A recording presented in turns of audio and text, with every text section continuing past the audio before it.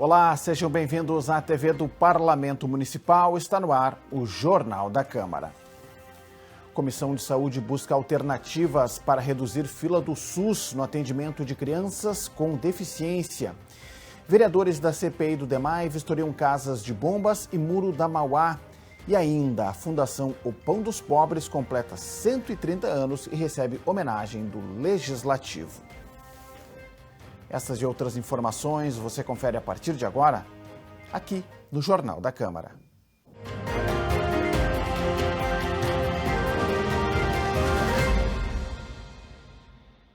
Na busca de alternativas para reduzir a demora no atendimento pelo SUS de crianças e adolescentes com deficiência, a Comissão de Saúde reuniu entidades e governo municipal no encontro desta terça-feira. O Executivo afirmou que tem feito o possível e priorizado os casos mais graves, mas argumentou que esbarra na falta de recursos. Priscila precisa de cirurgia para a correção do fêmur da perna esquerda. O procedimento é necessário para que ela possa ficar em pé. Só que a espera já dura mais de 4 anos e a demora implica em novos problemas. Até as talas que eu tinha que usar para ficar em pé nessa aqui, que não está operada, eu não posso usar mais, porque a tala está me machucando. Ela está muito flexionada. A minha médica não liberou a tala porque ela falou o seguinte: se eu liberar a tala, o ferro que fica atrás vai te machucar, porque a tua perna está muito flexionada e não vai segurar nada. Não adianta eu botar mais a tala. Mas, urgente, eu dependo da cirurgia. Tô tendo problema na circulação também nas minhas pernas. Meus pés estão enchendo direto, estão ficando roxos. Vou ter que ir até no médico ver o negócio da circulação antes de eu fazer cirurgia para ver se eles conseguem resolver. Priscila faz fisioterapia no Educandário São João Batista. A instituição atende 160 crianças e adolescentes com deficiências múltiplas. A coordenadora clínica do Educandário, Carla Neves, afirma que o tempo de espera prejudica o tratamento. Digamos que ela fica em torno para consulta como para cirurgia, né? Se ela fica 2 anos esperando uma consulta, desde o início que ela entrou para esperar a consulta especializada, ela já teria a indicação da cirurgia, né? Então, aí depois ela vai para uma lista de mais em torno de 2, 3 anos. Então, isso leva, a gente consegue mais ou menos um total até de pacientes que aguardam em torno de 5 anos. Eu perco nesse momento, às vezes a criança ela tem períodos do desenvolvimento específicos para a realização de algumas intervenções. Então, nesse tempo de espera, eu perco gaps de desenvolvimento que seriam importantes e que a cirurgia deveria ter sido realizada naquele momento. O tema da reunião da COSMAN foi proposto pelo vereador Hamilton Sosmaier, do Podemos. A gente vê como a estrutura do país, no sentido de políticas públicas, eles estão muito defasados. Não conseguem atender a demanda e demandas represadas de 2, de 3, de 4, de 5 anos. Inclusive, um dos motivos que nós trouxemos essa demanda, essa pauta, é justamente pelo não atendimento levando a óbito. Questões que poderiam ser solucionadas, né? Então, a gente tem visto que nessa demora, pessoas estão perdendo vida. Eu sei que não tem preço à saúde, existe um custo, mas tem questões que elas são prioritárias. O parlamentar sugeriu que instituições como o Educandário São João Batista possam realizar atendimentos na própria instituição com apoio da Secretaria de Saúde. A maioria das instituições, elas têm espaço físico e têm estrutura que poderiam, através da Secretaria Municipal de Saúde, naquele local também fazerem atendimentos na área da saúde, inclusive fazendo com que o próprio sistema de saúde não precisasse absorver essas pessoas, né? Viabilizando com isso. Uma pessoa a menos utilizando os hospitais, sistema de saúde, é um leito que vai servir para atender outras pessoas. Então, o secretário municipal de saúde considera que a sugestão do vereador é positiva, mas esbarra na falta de recursos. Fernando Ritter defende a união de esforços para viabilizar alternativas frente à situação atual. Segundo a Saúde Municipal, a fila de espera para consultas especializadas em Porto Alegre soma cerca de 160 mil pacientes. O governo diz que é preciso fazer escolhas para viabilizar os casos mais graves. A falta de recursos é apontada pelo secretário como o desafio principal na redução do tempo de espera. O governo do Estado do Rio Grande do Sul não investe o obrigatório constitucional de 12% de saúde. Pouco mais de 9%, isso tira dos gaúchos 1,5 bilhões de reais. A outra questão também é potencializar, sim, políticas do governo federal de mais especialistas ou onde está o especialista.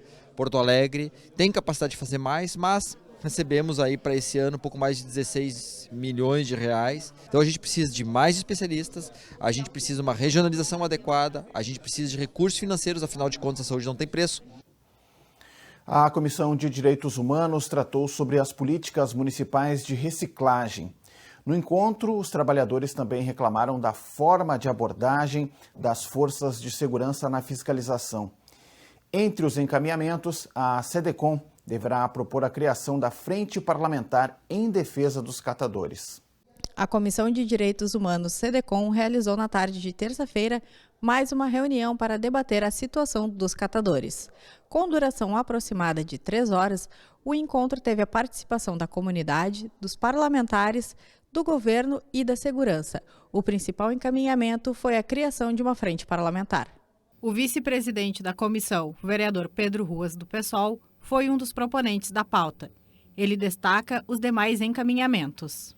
Queremos saber agora, afinal, quantas pessoas foram presas, queremos saber que material foi apreendido, que falavam tanto em entorpecente, em cobre de fios, vamos ver se aparece esse material, e por que o comércio já não é valorizado sequer com alvará. Então nós queremos saber essas coisas, são encaminhamentos necessários, importantes e precisam ser respondidos. Que é uma violência brutal contra as pessoas, são casas destruídas, são carrinhos, né? Carros dos carrinheiros trabalharem, ganharem seu sustento, destruídos, quebrados, levados embora. Então as pessoas estão sofrendo horrores, tem gente há um mês sem poder trabalhar. O primeiro encontro para tratar do tema foi realizado no primeiro semestre. Na ocasião, o tema principal foi a abordagem policial aos catadores e pessoas em situação de rua. No encontro desta semana, o assunto veio à tona novamente. O presidente da comissão, o vereador Eric Denil, do PCdoB, avalia que neste ato de 4 meses, as abordagens aumentaram. Da primeira reunião que nós tivemos, no primeiro semestre, para essa reunião nós entendemos que não teve evolução. Nós, inclusive, pontuamos que de lá para cá piorou o comportamento dos agentes de segurança perante a comunidade da Vila dos Papeleiros. Por exemplo, no primeiro momento teve algum abuso de poder, teve recolhimento de carrinhos. Dessa última vez, agora, no final do mês de julho, início do mês de agosto, foram mais de 30 carrinhos recolhidos. Um carrinho móvel, uma biblioteca móvel, inclusive, onde eles arrecadavam livros do lixo, limpavam, então reciclavam esses livros e devolviam para a cidade, para os leitores, né? Então, ou seja, nós entendemos que de lá para cá, mesmo após a reunião da Comissão dos Direitos Humanos do primeiro semestre, infelizmente piorou o tratamento da prefeitura. Por isso que a gente quer dar um basta nisso, né? E procurar um diálogo com a prefeitura também para que se resolva logo essa situação e essas famílias possam trabalhar tranquilamente sem ter intervenção do poder do Estado. O presidente do Movimento de Justiça e Direitos Humanos, Jair Kirschke, destaca que o objetivo da reunião é defender a dignidade dos papeleiros. É uma herança da ditadura tratar problemas sociais como se fossem policiais. Não é? Vamos com a polícia, não é? E reprimimos e não resolvemos o problema. É isso que tem acontecido. Quer dizer, são ações repetidas que inviabilizam o sustento de mais de 100 famílias. Isto é um absurdo, não é? Os representantes do governo destacam que a prioridade é a segurança e também dignidade das pessoas nesses locais. Afirmam ainda que está sendo dado o apoio necessário. E o governo tem todo o interesse de fazer ali da Vila dos Papeleiros um local mais sociável, mais equilibrado, com mais segurança e principalmente investimos ali em projetos culturais, projetos esportivos, projetos de educação, né, para que essas pessoas tenham um novo horizonte, não só o de violência, o de tráfico, o de exploração. Ali a gente tem exploração sexual infantil, ali nós temos coisas horrendas e que nós tivemos que colocar a mão do Estado ali. A Vila Santa Terezinha é uma prioridade hoje para o governo.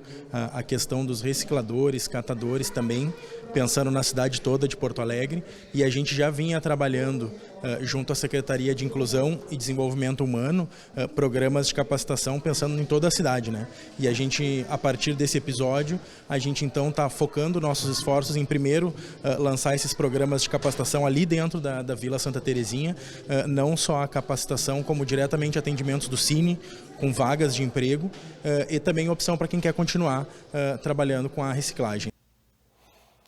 Na Comissão de Educação, os vereadores acompanharam a apresentação da Política Nacional Aldir Blanc de Fomento à Cultura, vinculada ao governo federal. Conforme a coordenadora estadual do Ministério da Cultura, Mariana Martinez, em 2023 a pasta repassou à capital, através da Lei Paulo Gustavo, R$ 11.400.000.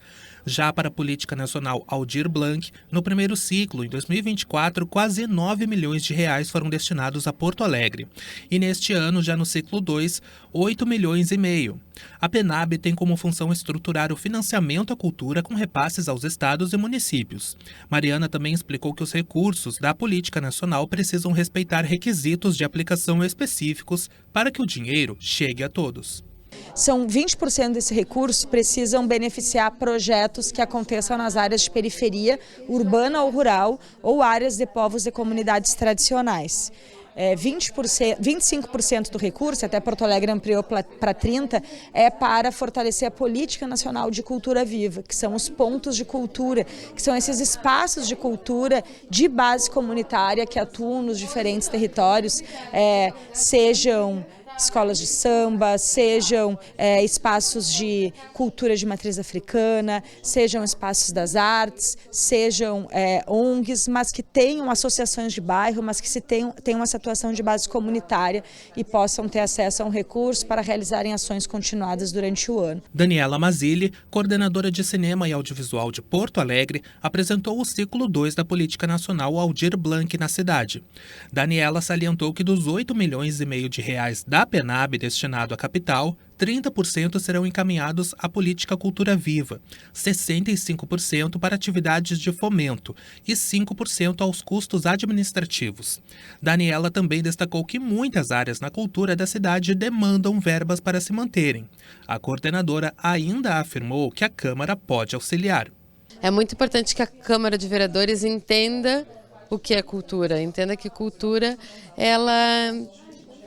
posso dizer que cultura é vida, porque não existe como a gente estar vivo sem pensar na cultura, senão a gente é só sobrevivente, né? A gente sempre vai escutar uma música que vai nos definir, ler um livro que a gente vai comentar, a gente vai ir num show, a gente vai cozinhar, tudo isso a gente está falando de cultura. Para o presidente da SESI, os vereadores precisam fazer com que seja garantido no orçamento do município recursos para as áreas culturais. O principal debate é conscientizar os vereadores de assegurar um recurso no orçamento do município, né? O repasse que vem do governo federal é em torno de R$ 8,5 milhões, né, para Aldir Blanc, e como a Daniela, representante da cultura, falou, foram 1.200 inscritos, 600 que foram homologados por um número muito pequeno de projetos contemplados. Então, eu acho que nós precisamos discutir no orçamento do município uma garantia de um recurso para que também o município possa investir e que não fique dependendo só de recurso federal. A Comissão Parlamentar de Inquérito, que investiga possível caso de corrupção no DEMAI, realizou atividade externa nesta semana. Os vereadores visitaram casas de bombas e também fiscalizaram o Muro da Mauá, no centro da cidade. O objetivo foi verificar a situação dos equipamentos de segurança contra cheias. As históricas enchentes que atingiram a capital no século passado e em 2024 deixam explícita a necessidade de proteção eficaz contra cheias em Porto Alegre. A cidade conta com estruturas que devem impedir que a água não invada ruas, casas e prédios. Parte desse sistema recebeu a visita dos vereadores que integram a CPI do DEMAI. O objetivo do encontro desta semana foi verificar se a proteção opera de forma plena em caso de necessidade. Parte do sistema de proteção contra cheias da cidade é composto por 23 casas de bombas e pelo muro da Avenida Mauá, que tem 2.600 metros de comprimento e 3 metros de altura. Atualmente, o muro é composto por comportas que foram fechadas de forma definitiva e outras que ainda estão em atividade e são fechadas de forma manual. O processo para fechar uma a uma delas manualmente leva até 1 hora e, para isso, são usados caminhões e retroescavadeiras. O diretor de proteção contra cheias e drenagem urbana do DEMAI guiou a visita nas casas de bombas 17 e 18 no centro histórico. Alex Zanotelli explicou que muros de contenção foram construídos para proteger as unidades. Essas casas de bomba, né, as antigas casas de bombas do DEP, que agora as EBAPs, elas servem para retirar a água, drenar a água da cidade, ou seja, a água da chuva que cai na cidade, escoa até as casas de bomba, as EBAPs, e aí a casa de bomba expulsa de volta para o rio. Então, essas obras, por exemplo, nessa casa de bombas aqui, que é a casa de bombas 17, foi construída essas câmeras então, de descarga. Então a gente construiu uma câmera elevada, então se a água do rio chega a subir, ela fica enclausurada dentro dessa parede aqui, dessas comportas. Então ela não vaza e não extravasa para a cidade, como aconteceu em maio de 24. A visitação também ocorreu na parte interna do Cais do Porto, onde foram feitos questionamentos sobre o muro da Mauá. Alex Zanotelli explicou que a estrutura do muro foi reforçada. O diretor citou também o fechamento de comportas que podem representar perigo de rompimento em caso de novas inundações. A gente tem 4 comportas em atividades, todas elas aqui na região do Cais Mauá, tá? E estamos com licitação para construção de outras 2, tá? Que seria a 11 e a 12. Então essas 2 comportas elas ainda vão continuar existindo. A 1, a 2, a 4 e a 6 aqui no Cais Mauá já teve uma recuperação, tá? Então elas já estão em pleno funcionamento. E as outras 9 comportas serão fechadas com muro de concreto. As 3 primeiras aqui do Cais Mauá já foram fechadas, tá? Estão completamente fechadas. Lá na região do muro da Mauá, do muro da Castelo Branco, então nós temos as outras 5 comportas serão fechadas, que é aquela obra que a gente está vendo ali hoje na comporta 8 e na comporta 13, que depende de uma perfuração, construção de toda uma parede ali em concreto armado, que está sendo desenrolando agora e vai ser concluída até dezembro. As móveis estão em processo de fabricação nesse momento, tá? Então a gente está no processo de fabricação, é uma empresa, um consórcio que venceu a licitação, tá? É a mesma consórcio que vai fechar a 14 em definitivo, tá? Vai fazer a fabricação e a instalação das outras 2 compostas que a gente vai ter existente. A presidente da CPI considera que as melhorias nas casas de bombas já deveriam estar concluídas. Eu acho que uma questão importante hoje é que o diretor adjunto do DEMAI, o diretor Darcy, ele frisou mais de uma vez que hoje o centro de Porto Alegre não vai mais alagar. Acho que esse é um ponto positivo, né, vindo da gestão. Não é o que a gente viu nas últimas chuvas, na verdade, né? A cidade seguiu, de fato, alagando. Eu acho que a primeira casa de bombas que a gente visitou, a gente viu que as obras foram feitas dias agora antes, na verdade. Inclusive tem tinta aberta lá, ou seja, galão de tinta aberta, uma série de questões de obra. E mais de um ano depois das enchentes, essas casas já deveriam ter sido reformadas e modernizadas. Porque, afinal de contas, o centro de Porto Alegre foi uma das áreas mais, de fato, atingidas. Para o relator da CPI do DEMAI, o avanço das obras no sistema de proteção contra cheia significa mais segurança para a drenagem da cidade. O vereador Rafael Fleck avalia que a expectativa agora fica por conta da elevação dos motores nas casas de bombas visitadas. Constatamos ali aquele muro interno dentro da casa de bomba 17 e 18, que foi por onde a água entrou naquele episódio de maio de 2024 e que hoje, né, com a garantia do diretor Darcy, que não tem mais risco de acontecer o alagamento no centro devido às obras, né? E também a expectativa, né, de uma decisão judicial que libere a continuidade das obras, né, que possa então elevar os painéis de controle dos motores, né, incluir as 2 bombas subterrâneas em cada uma das casas de bomba e também colocar o transformador a 6 metros de altura, que foi a cota de alagamento no Guaíba. Um dos principais temas em discussão no Legislativo neste ano, a proposta de revisão do Plano Diretor foi debatida em audiência pública no final de semana. Vereadores acompanharam a atividade no auditório Araújo Viana. A revisão do Plano Diretor começou a ser realizada em 2016 e no último sábado ocorreu a audiência pública para apresentar a proposta elaborada pela Prefeitura. A audiência pública para debater o Plano Diretor está sendo realizada aqui no Auditório Araújo Viana. Entre as autoridades está a presidente da Câmara Municipal, comandante Nádia, o prefeito Sebastião Melo e o secretário de Meio Ambiente, Urbanismo e Sustentabilidade, Germano Brem. A presidente da Câmara Municipal, vereadora comandante Nádia do PL, considera a evolução dos debates sobre o tema nos últimos anos. Vejo que o plano diretor está bem maduro, já está pronto para ser debatido no lugar aonde ele tem a maior legitimidade de ser feito, que é na Câmara de Vereadores, aonde nós temos 35 vereadores oriundos de várias regiões, representando vários segmentos da nossa Porto Alegre, e ali é o foro especial, o foro legítimo de ser discutido esse plano diretor. Hoje, me parece que é a grande última audiência pública, no entanto, já estamos com a comissão especial do plano diretor instalada na Câmara, com 14 vereadores, com todos os partidos participando, ou seja, estamos aqui mostrando que dentro da democracia, dentro da liberdade, dentro da paridade, todos estão aptos a poderem também fazer as suas discussões.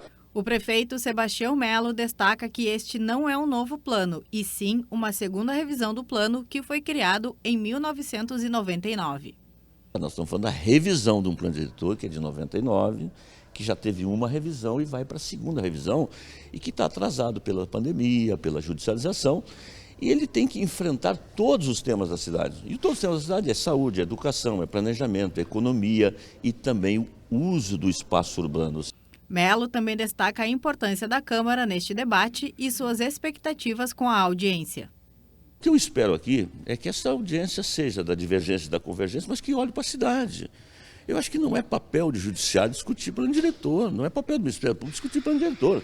Quem tem que discutir é a cidade e quem tem que discutir é a Câmara de Vereadores, que legitimamente foi constituída no voto popular. Primeiro, a harmonia e o respeito entre os poderes. Então, a partir de nós protocolarmos o projeto na Câmara de Vereadores, o silêncio é geral do Executivo, do ponto de vista de fazer isso publicamente. Nós vamos prestar todas as informações em todas as audiências, as questões técnicas. Por quê? Porque esse papel vem sendo conduzido pelo Executivo até o momento que você protocola o projeto. A partir daí, você coloca a Prefeitura à disposição para poder assessorar e ajudar nos esclarecimentos para que os vereadores tomem a melhor decisão. O secretário de Meio Ambiente, Urbanismo e Sustentabilidade, Germano Brem, explica a importância dos diversos aspectos que envolvem o plano diretor. O plano diretor ele é estratégico, ele traz as diretrizes gerais, os objetivos que nós vamos perseguir enquanto cidade ao longo dos próximos anos. E vocês vejam que o nosso plano diretor está muito focado em resolver os desafios urbanos, o espaço público, reduzir custo de habitação, tempo de deslocamento das pessoas nos trajetos diários, preparar a cidade para as mudanças climáticas. Bom, mas existe muito trabalho pela frente para a gente evoluir em cada um dos territórios e, por isso, a importância de ter, sim, planos locais e planos de pormenor. A promotora de Justiça e Meio Ambiente, Annelise Steigleder, diz que fez uma sugestão específica para a inclusão do plano. Então, isso significa um mapa identificando as áreas de maior, menor risco. Então, tem uma graduação de risco que precisa ser feita para que os proprietários dessas áreas, quando forem querer fazer um loteamento, uma construção, eles poderem fazer os estudos necessários para garantir uma construção segura. Então, a ideia é essa. O vereador Márcio Binzeli, vice-presidente da Comissão Especial do Plano Diretor na Câmara, fala sobre a relevância da nova atualização. Esta formatação de 8 regiões de planejamento, as entidades, as contribuições da cidade para esse debate tão importante, que dialoga com a legislação que eu traduzo assim como a espinha dorsal do desenvolvimento urbano e ambiental da cidade, ela é muito relevante, sim, para o dia a dia das pessoas, para a qualidade de vida, para o direito à moradia digna, transporte, saúde, educação, tudo dialoga com o plano diretor de desenvolvimento urbano e ambiental. Outros parlamentares da casa também estiveram presentes na audiência. É muito importante que se discuta com a população de Porto Alegre a cidade que nós vamos ter no futuro, a cidade que nós vamos deixar para os nossos filhos, para os nossos netos, e adequando sempre a cidade para que ela seja melhor para todos. O plano diretor começa mal porque toda a sociedade civil não foi convidada, foram só os amigos do rei, como a gente diz, os amigos da prefeitura, o setor que é da especulação imobiliária. Só para ter noção, 1.300 imóveis são da prefeitura, estão vazios nesse momento, de 100 mil imóveis na cidade. Tem um problema que precisa ser discutido com a população. Não tem um programa de habitação de interesse social, isso a gente vai pressionar para que tenha. As contrapartidas virem moradias populares para, inclusive, tirar as pessoas das zonas na encosta dos arroios, são 18 arroios na cidade, das questões que tem de deslizamento em Morros da Cruz, como exemplo, que já aconteceu, inclusive pessoas mortas em época de chuvarada. A presidente do Legislativo, vereadora comandante Nádia, do PL, abriu nesta semana a exposição Pequenos Gigantes. 1 em cada 10 bebês nasce prematuro. Conforme dados da Organização Mundial de Saúde, em 2023, a prematuridade é a principal causa de mortalidade entre crianças menores de 5 anos. Proposto pela presidente da Câmara, vereadora comandante Nádia, do PL, o Legislativo recebe a exposição Pequenos Gigantes. A parlamentar destaca a importância da mostra fotográfica com mães e pais com seus bebês. A pauta que nos é trazida hoje é uma pauta muito importante que tira da invisibilidade crianças que nascem prematuras. E veja bem, isso é um número muito alto aqui para o Rio Grande do Sul, né? 5º estado em prematuridade e por várias razões. Razões de gestações em adolescentes, falta de um pré-natal, que muitas mães grávidas acabam não fazendo pré-natal. A questão nutricional também muito envolvida na questão da alimentação e tantas outras que poderiam vir a somar nesse rol de questões que podem vir trazer a questão da prematuridade. Denise Leão, diretora executiva da ONG Prematuridade, diz que é importante mostrar que nascimento precoce pode deixar sequelas para o resto da vida. É muito importante a gente mostrar essas imagens, trazer essas frases de impacto e falar sobre isso, mas mostrar que isso pode, infelizmente, deixar sequelas para o resto da vida, pode vir a trazer o óbito, deixa um trauma psicológico, né, de saúde mental para essas famílias que passam por essa experiência extrema.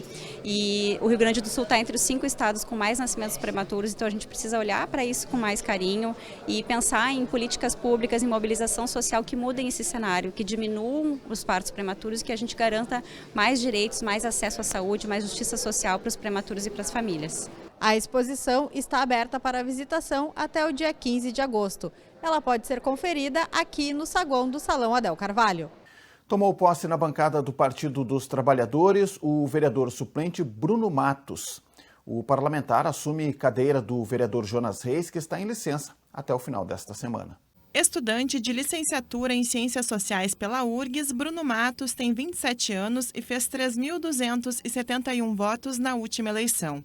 Criado na Vila Farrapo, zona norte da capital, o parlamentar que assume a vereança até o final desta semana disse que irá lutar em prol das minorias. Então, a expectativa é alta porque, finalmente, as comunidades vão ter uma representação popular, jovem e preta aqui dentro dessa casa. Hoje eu assumo como vereador mais jovem da cidade de Porto Alegre, isso muito fruto da política de transição geracional que o Partido dos Trabalhadores investe em todo o conjunto partidário e é muito honroso para mim poder estar aqui representando as pautas populares, desde a habitação, da moradia, o direito ao emprego e renda nas comunidades, a segurança alimentar. Quero estar aqui representando o conjunto da sociedade, fazer um bom trabalho e trazer as pautas do nosso povo aqui dentro dessa casa. O Jornal da Câmara de hoje fica por aqui. Mais informações do Legislativo você confere no site da Câmara de Vereadores de Porto Alegre. Acesse também o canal da TV Câmara no YouTube. Muito obrigado pela sua audiência, você já sabe, a gente se encontra na próxima edição. Até lá!